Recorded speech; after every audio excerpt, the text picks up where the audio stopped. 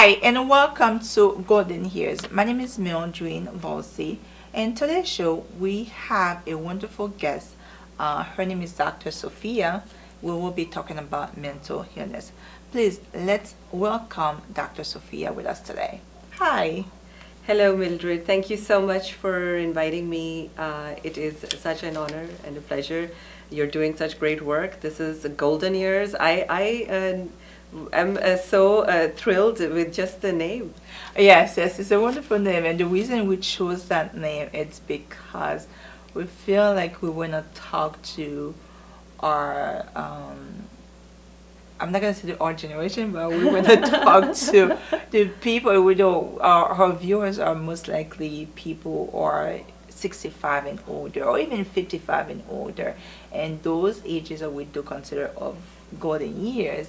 And as when you're in golden years, we feel like even in golden years we should live a life to the fullness. Yes. But for that reason we chose golden years, like it's golden.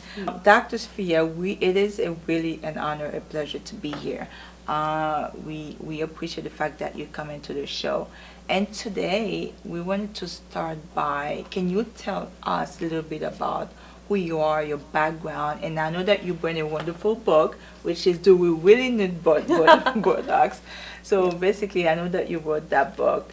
Can you tell me a little bit about your background? So I am originally from Pakistan. I used to be a surgeon in Pakistan, and then I moved to America almost 21 years ago, and I had to redo medicine again. I did family medicine. I'm board certified in family medicine. I'm also a geriatrician. I was a medical director of a nursing home for 6 years. Mm-hmm. And while I was the medical director of the nursing home, and I managed all the geriatric population, that's when I realized that something is really off with the way healthcare is being managed in America, because everything was so disease-centric. People in their 60s and older almost invariably had like a few diseases, and they were on 5 or 6 different medications. And as I was around your age and at that point, and I was like, as somebody in her 30s, I was like, and like I was late 30s and early 40s, and I was like, I don't want to age like that. Yes. And I very quickly changed my path. While taking care of geriatric population, I started really actively finding methods and ways where we could either slow down aging or kind of halt it. Of course, halting is something that is way beyond my own scope. I'm a small, just one small fish. Of course. But still, yes, we were able to see a tremendous advantage of some of the processes that I also describe in the book for a lot of our aging population, where as many times previously, I would see that as women would start going through their menopause and start entering their 60s and mid 60s and early 70s, they would start developing really ideas about the way their looks started to appear. Okay, you said that you, being in that environment, working with the elderly generation, you don't wish to be old, or you will get older, but you don't wish to be in that way. What did you see, not specifically, but in what way you see that people are thinking, or people are, just because the way they are thinking, or because the way they are being, and you say, oh, I don't want to be that way. Yeah, so a lot of people age very helplessly. They don't do anything about it. So if they're chronically feeling tired and stuff, they will go to their doctor. They'll say, I feel tired. And the doctor looks at the labs and say, everything is fine. Come on. Yeah. Right? Yeah. And then what next? I'm still tired. Right? Like my tiredness didn't go away. Oh yeah. You gotta do something about it. Okay. What is the reason that you're chronically tired? You got to find that out. And many times our bodies are lacking in minerals, we are not eating well, we probably have some anxieties, we are not calming, we don't understand how to calm our brains down, our body continuously stays inflamed, and that sometimes causes chronic fatigue and syndromes and chronic sleep disorders in a lot of people. That eventually lead to different diseases, and you start manifesting different chronic illnesses. Okay. So aging is not just a certain age group. Your body can start aging at 30 if you're extremely if you don't take things that necessary, yes, if you don't take care of your body, absolutely, if you don't do things that you need to do to protect, to provide for your body. Yeah, so eating real food, maintaining adequate sleep, maintaining adequate hydration, moving your body regularly, meditating, some of these things, and just having good, solid, nice connections with people. These things are very important for not just a good life, but for health. For health. And as you age. So one of the things that I mention in this book is that there are certain things that are commonsensical and you gotta do them, like the way all these things that I have already mentioned. Mm-hmm. But the society in general doesn't place as much emphasis on this. They don't put the emphasis on prevention. Getting old or prevention or taking care of your body. Even the simplest of cars that you would get or use will require at least 2 oil changes. Yes, right? Yes, but your body, which is the most complicated vehicle that carries your soul, what are you doing to do maintain your own body? But do you think when we younger, you more thinking about, I gotta eat healthy, I gotta sleep, I gotta do this. But when you get a little bit older, and people are like, why bother? I'm already 60. Why bother? I'm already 65. Why bother doing this? Yes. So because of that, like you said, if you have this idea that you're already 60, you don't need to feel great, you don't need to eat great, you don't need to sleep great. So the more you're thinking about, the more you think that way, the more that all the things that need, the more that all the illness would come to it. What would you say to somebody that feels this way?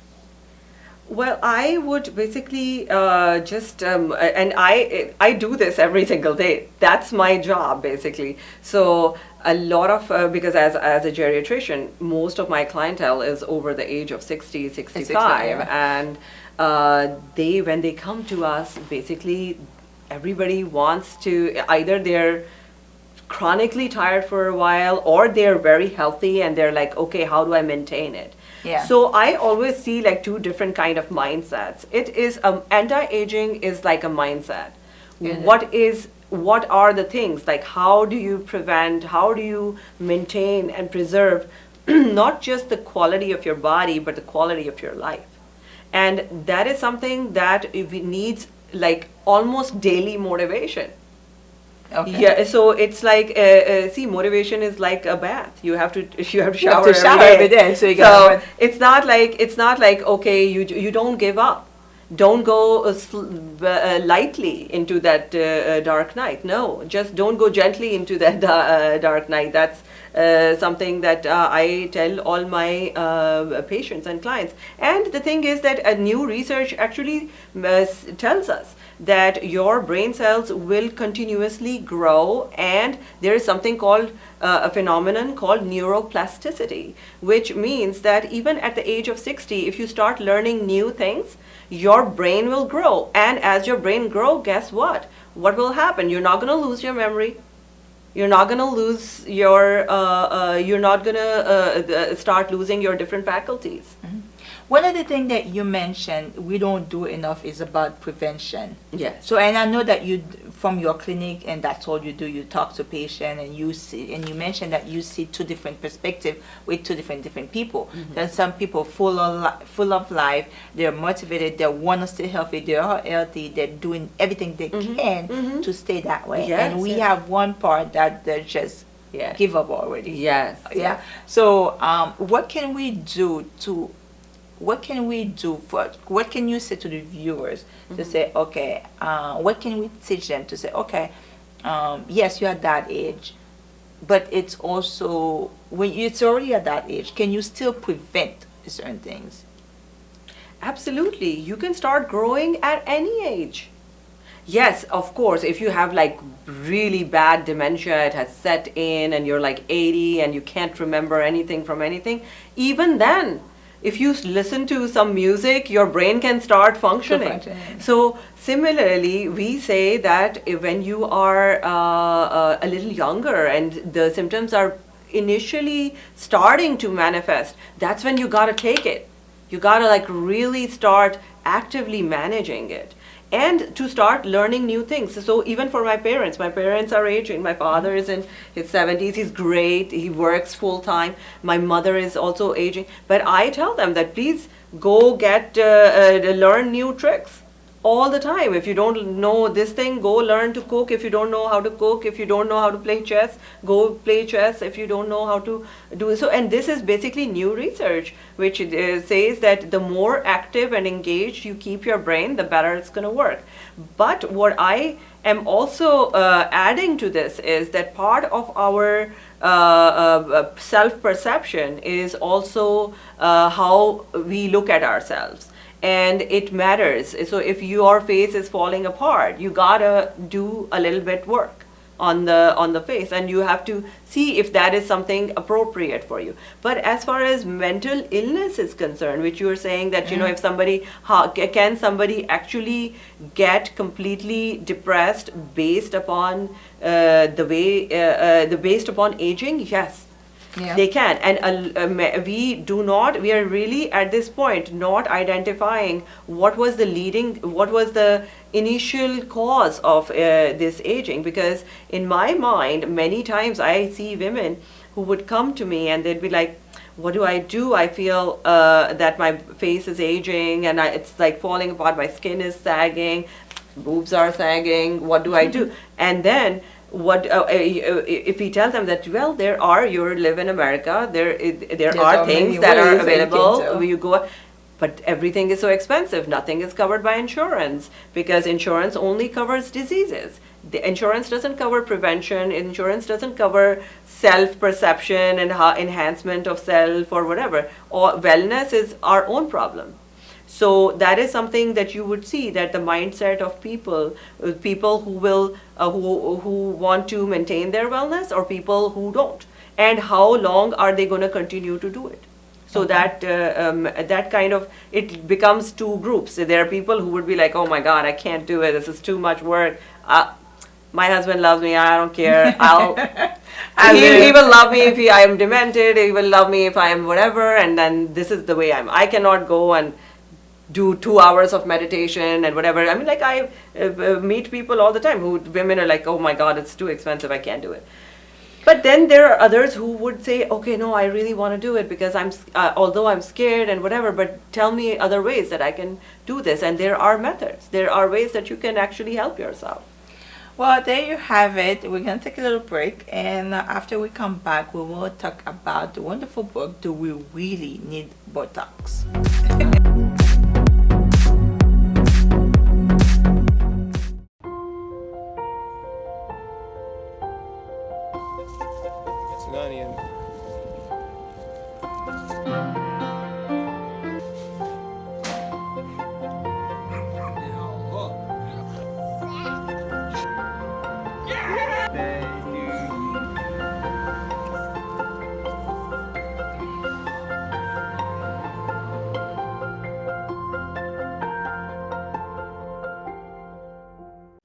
Hi again, welcome back. We do have a wonderful guest, Dr. Sophia, and right now we have the book do we really need Botox?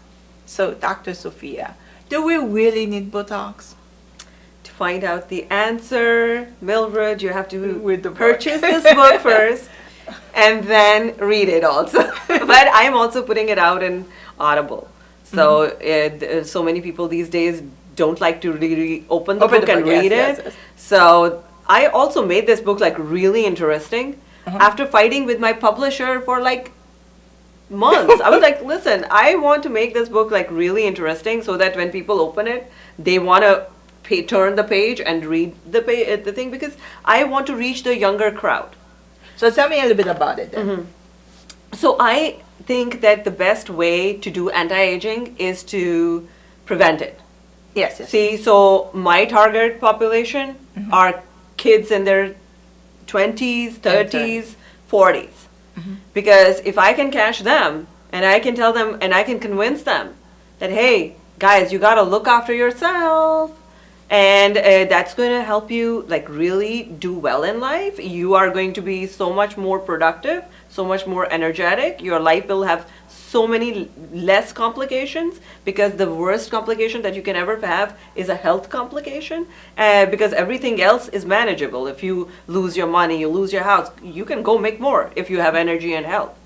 What makes you think like though we are not listening to that? Why? It's because we have too many things that's very convenient, such fast food, such TV, such social, such, phones and things like that. Why that? Because there's also a lot of prevention, there's a lot of books, there's a lot of articles, there's a lot of things. Why are we not paying attention, or why do we wait until it's too late? See, life is busy.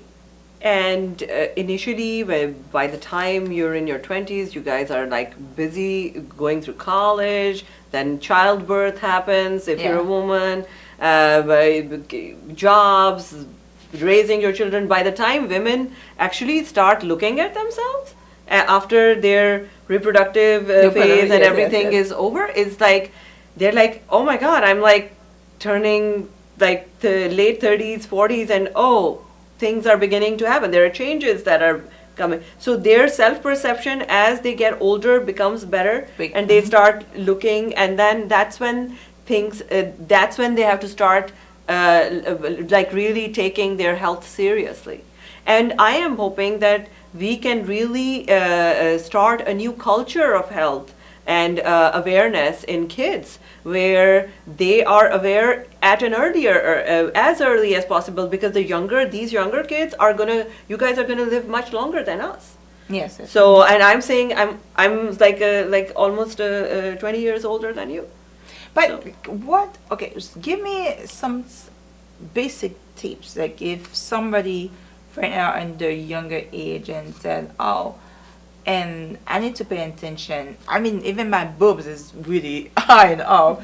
So I need to pay attention to what I eat, or how I sleep, or how I conduct myself. Yes. So what are the tips that you can give? Like, to a younger population? To all my younger population, I teach them, please hydrate very well, because younger people, they for some reason don't like water. But many do. So I tell them hydrate very well. I tell them to stay away from junk food. Yes. Because guess what? We're selling junk food in your schools. Sorry, I don't know why, but junk food in schools got to go. Then what I tell them is to learn to meditate, and we don't teach meditation in as many schools as we can yet. Yes, and we need to train our children to be able to really learn to calm themselves down without becoming so anxious. There is so much television and social media interference with our kids that it is very difficult for them to even manage their attention and how to manage their brain health. So it is very important for them to really cleanse in as much as they can while they're still young.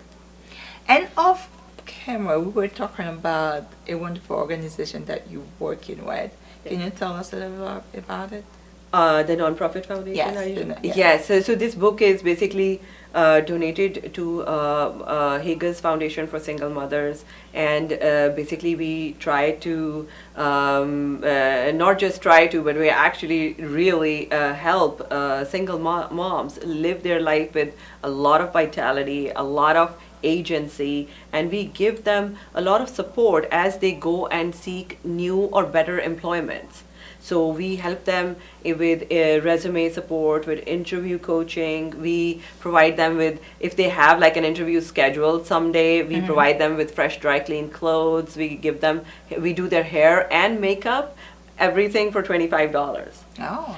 And the only thing is that to apply for it, they have to give us their tax return and stuff, so And that to we say know if they that you're will under qualify poverty for it. level and stuff, because it's a board and the Yes. organization looks at it. But basically we help them so that we tell them that, listen, a lot of the preventative services for your maintenance of your health are not covered by insurance. And to really help yourself, you will have to find better employment and stuff. And the reason I'm very attached to this cause is because I used to be a single mother myself. Oh. And I was very fortunate because I always had money to throw at my problems, and I was really I really was able to empathize with women who didn't have this facility that I had. That's And so I'm just trying to give back to those women, because we always empathize with people that we connect with, and I connect with them because I went through so many problems myself, and that just actually showed me that money doesn't solve all problems.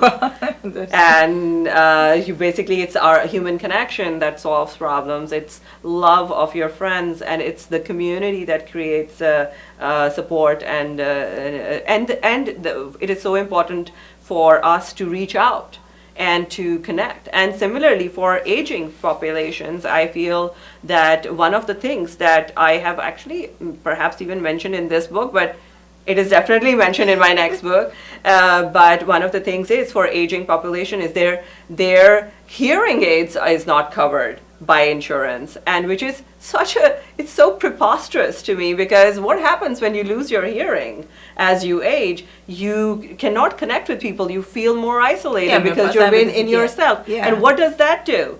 It leads you to depression. So what are we doing? We're really not doing much. And is health insurance to blame? Surely, 100%.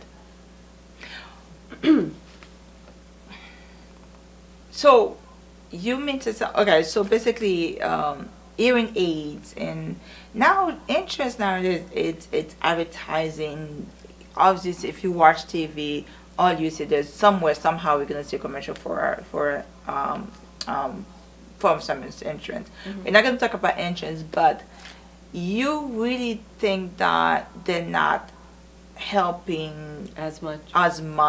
Absolutely. I don't know what it is like in New Jersey, but I work in New York, and my offices are in Yonkers, in Westchester, which is actually a nice area, and it's really, even my friends who have like the best of the best insurances, they end up saying, oh, so many of the things are just not covered for the elderly. And the thing is that, listen, I'm just giving you one example. For example, like if somebody does not get hearing aids and they become isolated and then become anxious and then can't sleep or then develop memory loss and dementia, whose fault is this? Is anybody checking that? Just saying. I know it's a small interview. I should have like an hour's interview, but No, I understand, because basically, if you really cannot have a conversation, you Yeah. feel isolated. What's gonna happen? You really don't feel the need to have a Yes. connection to anybody. Yeah. And again, you fall into depression. Yes. You fall into mental illness. Absolutely. We fall into all those type of things. Yeah. And when you feel depressed, Yeah. or all of a sudden you feel like the worst headache. You feel your Absolutely. body cannot take Absolutely, it anymore. And then when you go to the doctor, you have all kind of problems, and you have all kind of medication that you have to take. Absolutely. And then that's the issue. Yeah, I You're understand right. that. Yeah. So what can we do? You talk about prevention a lot. and I know that you mentioned something that we can do at early age to help, and you're talking about what can the elderly age can do also to prevent things. Um, what message you can pass to our viewers and said, listen, this is serious, you gotta take care of it, and whether you're elderly, whether you're younger generation, it is very important. What's alarming you? If it seems like it's a crisis, to me it is a crisis. So it's a very alarming crisis. So what can you say, what statement can you give to say, okay, this is the reason?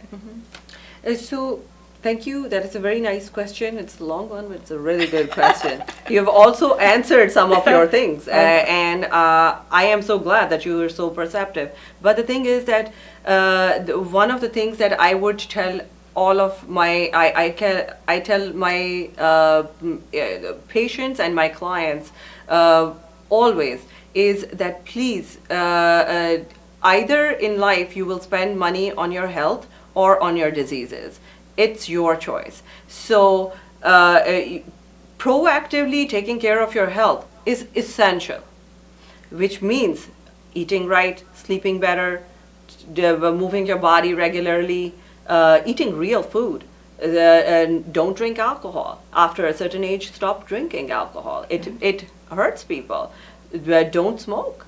If you smoke, quit it, because it's going to make your life more and more difficult as you age. Yeah. So some of those things do matter, and then certainly our self-perception matters also. So the way you perceive yourself is going to carry consequences for your health. So I would suggest there are always, like almost in every town, there is somebody like me, a geriatrician, a person who also knows anti-aging. And I would tell people to go and find concierge services like ours and go there and establish care as early as possible. And if it's not been established, go and find it. Because it is totally worth your time to take your parent to somebody like us and make sure that somebody is documenting everything and somebody is spending at least a few hours with them.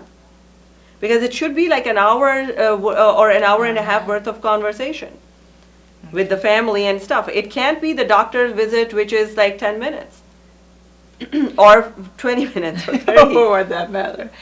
So how do people contacted you? So we have a Facebook page. It's known. It goes by Giovanni Med Spa, and we also have Instagram page, which is also Giovanni Medical, and you can follow us on YouTube. Again, that's Giovanni Medical. And we are also, you can follow me on iTunes. We have a podcast we release every week, which is called Anti-Aging with Giovanni. So follow us. But we do a lot of, so I do a lot of geriatrics, but I also do a lot of beauty and cosmetic and aesthetic treatments, because aesthetics matter. Because how you appear matters. So a lot of people are interested in maintaining it without looking crazy. Remember, true. Because that is the next interview. There you have it. This is Dr. Sophia Den, and it was a really wonderful conversation. I really enjoyed, and only that, and I really learned, and I would definitely take the primitive to feel better. So that at one point in my life, I'm wondering, do I really need Botox?